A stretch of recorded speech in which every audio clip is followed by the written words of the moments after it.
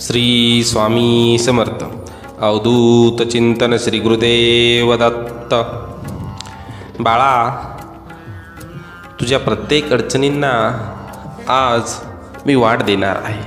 तुझ्या प्रत्येक इच्छेचा आज मी शेवट करणार आहे. तुझ्या प्रत्येक दुःखाला आज मी संपवणार आहे आणि तुझ्या प्रत्येक कर्माचे आज मी फळ देणार आहे. तू केलेले कर्म हे मोठे आहे. तुझ्या प्रत्येक कर्माला आज मी फळ देऊन तुझ्या प्रत्येक इच्छाला पूर्ती करणार आहे. त्यामुळे तू हा संदेश शेवटपर्यंत पहा. तू माझी जी भक्ती केलीस त्या भक्तीचा मी तुला अर्थ आज समजवणार आहे आणि भक्तिरूपी जे माझे तू ध्यान केलंस त्याचं मी तुला आज फळ देणार आहे. बाळा, तू आजपर्यंत जे कष्ट केलेस त्या कष्टाचं फळ आज तुला मिळणार आहे. आज मी तुला प्रत्येक तुझ्या इच्छेला मार्ग मोकळा करणार आहे. भिवू नकोस, मी तुझ्या पाठीशी आहे. हे जे माझं वाक्य आहे ते वाक्य तू आज खऱ्या अर्थानं सार्थ केलं आहे. तू भक्तिमय मार्गामध्ये सतत स्वामींची भक्ती करून जी तुझी इच्छा आहे ती आज इच्छा मी पूर्ण करणार आहे. तुझ्या भक्तीचा जो महिमा आहे तो अगाध आहे. बाळा, तू जशी जमेल तशी तू भक्ती केलीस त्या भक्तीचे फळ तुला मिळणार आहे. तू फक्त माझ्यावरती विश्वास ठेव, आपल्या कर्मावरती विश्वास ठेव, कारण की एक दिवस मी तुझ्या सर्व इच्छा पूर्ण करेल. जो असे कारण सर्व सृष्टीसी आकारणे, जो लावी भक्तीसी भुलवी मनाच्या धम्मयुक्तीसी, असा अविनाशी स्वामी माझा. जीवनाच्या बँकेत पुण्याचा बॅलन्स पुरेसा असेल तर सुखाचा चेक कधीच बाउन्स होणार नाही. जिथं सगळे असमर्थ तिथं फक्त स्वामी समर्थ. मित्रांनो, स्वामींचे हे वाक्य नेहमी आपल्याला प्रेरणा देतात आणि आपल्या अडचणींना मात करण्याची शक्ती आपल्याला देतात. खूप अडचणी आहेत जीवनात, परंतु त्यांना समोर जाण्याची शक्ती फक्त आणि फक्त आपल्याला स्वामींमुळेच येते. गरिबाला केलेले दान आणि सद्गुरू स्वामींच्या मुखात घेतलेले नाव कधीच वाया जात नाही. एक ना एक दिवस स्वामी आपल्याला त्याची प्रचिती नक्की देतात आणि या प्रकारची प्रचिती आल्यानंतरच आपण स्वामींवरती विश्वास ठेवतो. पण बाळा, प्रचिती यायला कधी कधी उशीरसुद्धा होत असतो. त्यामुळं तू विश्वास ठेव, तुझं कर्म करत राहा. देवाला हे कधी सांगू नका की तुमच्या अडचणी किती मोठ्या आहेत. अडचणींना सांगा की तुमचा देव किती मोठा आहे. त्यामुळे तुम्हाला अडचणींना सामोरं जाण्याची शक्ती मिळते.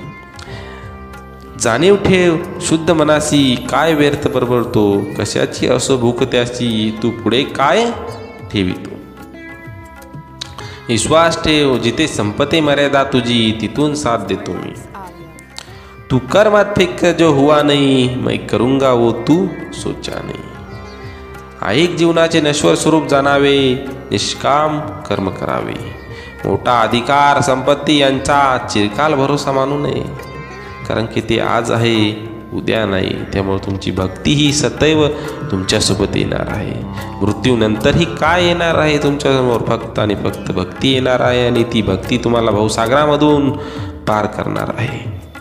फक्त तू कोणाला फसवू नकोस. मी आहे तुझ्या पाठीशी, तुझी फसवणूक होऊ देणार नाही. त्यामुळे तू सुद्धा कोणाला फसवू नको आणि मी तुझी फसवणूक होऊ देणार नाही.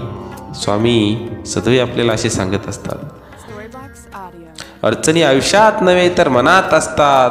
ज्या दिवशी तुम्ही मनावर विजय मिळवाल त्या दिवशी आपोआप तुम्हाला मार्ग हे स्वामी दाखवणार आहेत.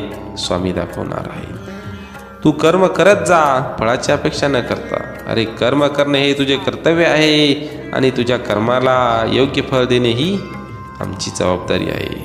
माझ्या नावावर प्रेम करणे म्हणजे माझ्यावर प्रेम करणे होय. जर माझे नाव तुझ्या ओटीशी आहे तर घाबरतो कशाला? मी सदैव तुझ्या पाठीशी आहे. फक्त आणि फक्त माझे नामस्मरण कर. श्री स्वामी समर्थ. या नावाचा जयघोष कर, अखंड जप कर. उगाची भीतोसी भये पळू दे, जवळी उभी स्वामी शक्ती करू दे.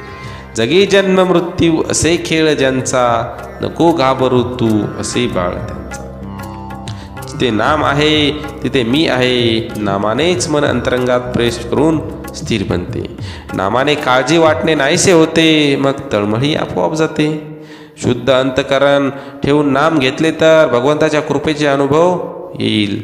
नामानेच अंतरंग शुद्ध बनते. नामच हे तुला तारणार आहे. या कलियुगामध्ये नामस्मरण करत जा. मनामध्ये श्रद्धा आणि विश्वास असेल तर कोणतीही गोष्ट अशक्य नाही.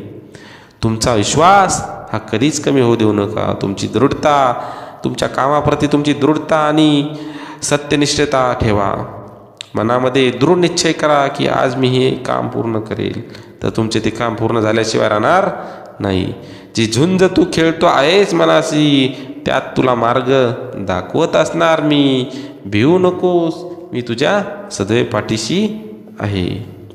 ध्येय साध्य करणे कितीही कठीण असो, पण जर आत्मविश्वास असेल तर अशक्यही शक्य होत असते. आणि स्वामी नेहमीच सांगतात, अशक्यही शक्य करतील स्वामी. हे जे स्वामीचे वाक्य आहे हे आपल्याला नेहमी प्रेरणा देईल. कधीही जर तुम्हाला वाटलं की बाबा हे कार्य आपल्या हातून आज होणार नाही, तर स्वामींचं हे कार्य आठवा. अशक्यही शक्य करतील स्वामी. या व्यवसनावरती विश्वास ठेवा आणि आपलं कार्य तेवढ्या दृढतेने करणं बघा. स्वामी तुमची इच्छा कशी पूर्ण करतील. तर तुझ्या अंतरात्म्यामध्ये आहे मी, तुला हरू देणार नाही. या कलियुगात तुला एकटे सोडणार नाही. स्वामी सदैव आपल्या पाठीशी आहेत. ते आपल्याला कधीच एकटे सोडणार नाहीत. फक्त तुम्ही त्यांच्यावरती विश्वास ठेवून आपले कार्य करत राहा. वाईट वेळेत साथ सोडलेल्या लोकांकडे लक्ष देऊ नका, पण ज्यांनी वाईट वेळेत साथ देऊन चांगली वेळ आणून दिली त्यांचे मोल कधीच विसरू नका. फक्त स्वतःचा विचार करणारे लोक फार थोड्या काळासाठी प्रगती करतात, पण जे सगळ्यांचा विचार करतात, जे समाजाचा विचार करतात, त्यांची प्रगती कायम होत राहते. सुख इतके द्या जेणेकरून अहंकार येणार नाही, आणि दुःख इतकेच द्या की देवारील असता सुद्धा उडू नये.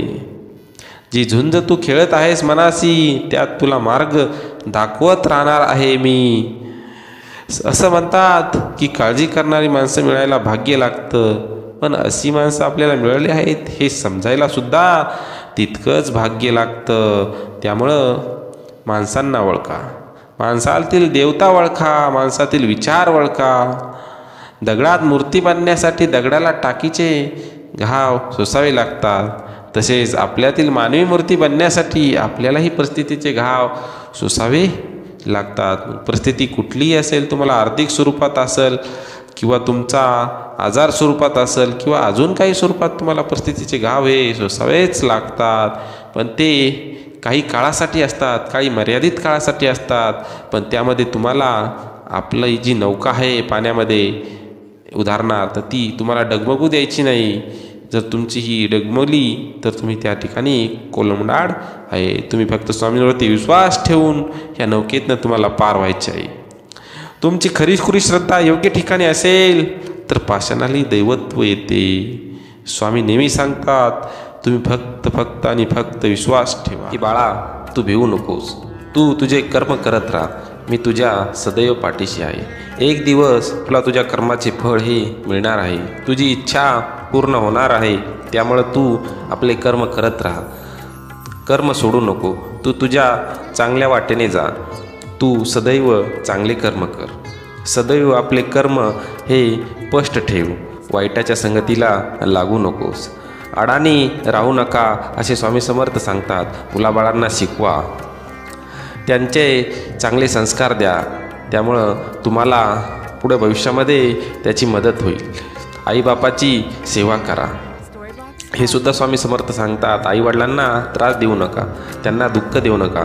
तुम्ही ज्या वेळेस लहान होता त्यावेळेस तुमचे सर्व लाडपाड हे तुमच्या आईवडिलांनीच केले. त्यामुळे तुमचं आता कर्तव्य आहे की त्यांची म्हातारपणात तुम्ही सेवा केली पाहिजे. जो वेळेवर जय मिळवतो तो जगावरही जय मिळवतो.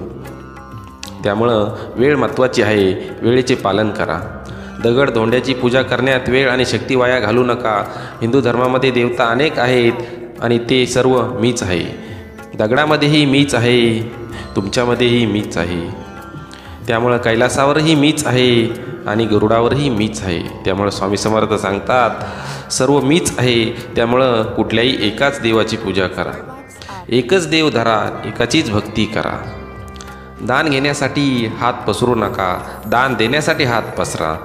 नेहमी दयाशील राहा, दान करा, धर्म करा, अडल्यानडल्यांची सेवा करा. दुःखाचे डोंगर चढल्याशिवाय सुखाचे किरण दिसत नाहीत. धर्माच्या नावाखाली कोंबड्या बकऱ्यासारखे मुकी प्राणी बळी देऊ नका असे स्वामी समर्थ सांगतात. कारण त्यांच्यातसुद्धा मीच आहे. ते एकसुद्धा जीव आहे. त्यांचा वापर हा तुमच्या आहारासाठी नाही आहे. तुम्ही शाकाहारी राहिलं पाहिजे. त्यामुळं तुम्ही शक्यतो शाकाहार सेवन केला पाहिजे. माणसाचे खरोखर देव कोण असतील तर ते आईबाप आहेत. त्यामुळं आईबापाची सेवा करा. माणसाने माणसाबरोबर माणसासारखे वागावे हाच बोध मी ग्रहण केला पाहिजे. विद्या शिका आणि गरिबाले विद्येसाठी मदत करा. अडल्यानडल्यांची मदत करा, गोरगरिबांना मदत करा. शिक्षण हे समाज परिवर्तनाचे साधन आहे. त्यामुळं तुम्ही शिक्षण घेतलं पाहिजे. शिक्षणात आपल्या मुलांना पुढं पाठवा. शिक्षण घ्या, त्यामुळं अडाणी राहू नका. शिक्षणाने माणसाचे जीवन फुलते. आपण ह्या जगात कशासाठी आलो हे कळते. त्यामुळं शिक्षण घेतले पाहिजे. सगळे साधू निघून गेले आहेत. आता उरले आहेत ते फक्त चपाती चोर, ढोंगी. त्यामुळं तुम्ही माणसातला देव ओळखा.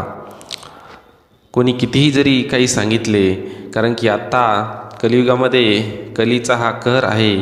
त्यामुळं साधूचं ढोंग घेऊन कित्येक लोक हे काहीही माहिती सांगत आहे. त्यामुळं तुम्ही चांगले साधू ओळखा आणि चांगला गुरु निवडा, त्याप्रमाणे तुम्ही वागा.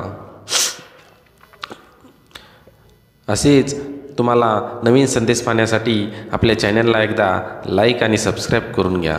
श्री स्वामी समर्थ यांचे नवनवीन संदेश आपल्या चॅनलवरती अपलोड होत असतात. त्यासाठी तुम्ही आपल्या चॅनलला सबस्क्राईब करा. श्री स्वामी समर्थ.